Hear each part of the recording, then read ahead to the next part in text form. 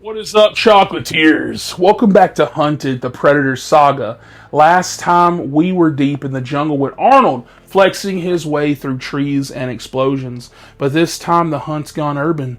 1990s Predator 2 takes everything you thought you knew about the franchise, the isolation, the atmosphere, the primal fear, and throws all that out the window into sweaty chaos of Los Angeles. This isn't just a sequel, it's a fever dream of guns, gangs, and government paranoia, and somehow it works. This time around, this film is directed by Stephen Hopkins. Predator 2 trades the jungle for the city, but it keeps that same DNA. The hunter becomes the hunted. This time, the film opens in a near-future Los Angeles, 1997 to be exact. A heat wave, a gang war, and police who are barely holding on. Then something new drops in. A killer who isn't fighting for money or turf or politics, just sport. This movie's opening is pure chaos. You've got bullets flying, bodies dropping, and right in the middle of it all is Danny Glover as Lieutenant Mike Harrigan. Forget Dutch's muscles. Harrigan's power is pure attitude. He's older, he's angry, and constantly sweating like the AC has been outlawed. Now, the Predator itself has had an upgrade. The Jungle Hunter was ritualistic. This one is more like a slasher villain with a code of honor. The new gear is iconic. The spear, the net gun, and the telescoping disc that could slice through a Buick. And the city setting lets us see the creature in a whole new light, literally. It's stalking through alleys, subways, and penthouses, blending horror and noir into one sweaty nightmare. But here's what I love. The movie never forgets that this Predator isn't a villain. He is the test. Everyone else, the cops, feds, gangsters, they're all just collateral in his hunting ground.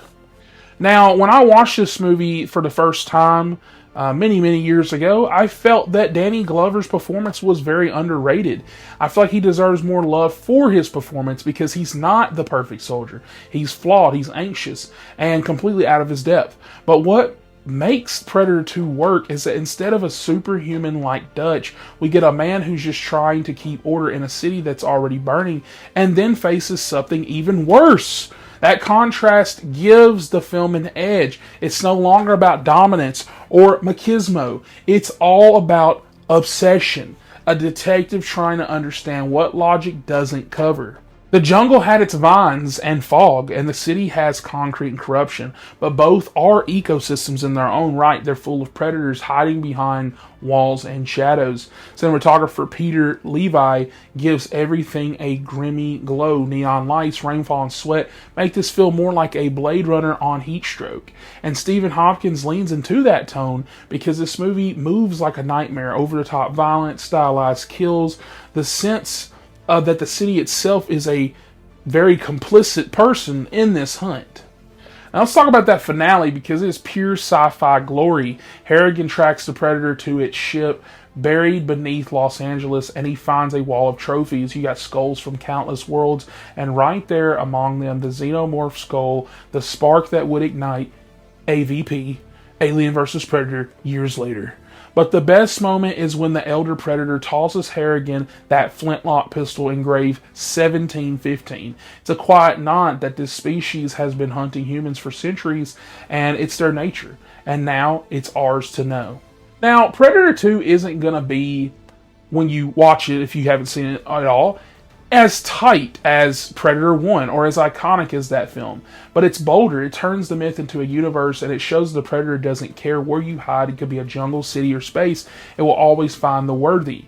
And that is why this sequel deserves so much respect, because it's weird, loud, and full of 90s insanity, but it expands the mythology in a way few franchises dared to back then. So yeah, it might not have Arnold, but it has heart, guts, and a whole lot of heat. With that, that ends today's video for Hunted, the Predator saga.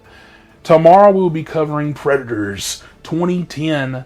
So if you guys like this video, please like, subscribe for more. If you guys are excited for that video, like, subscribe for more. And if you guys are ready for Predator Badlands, like, subscribe for more.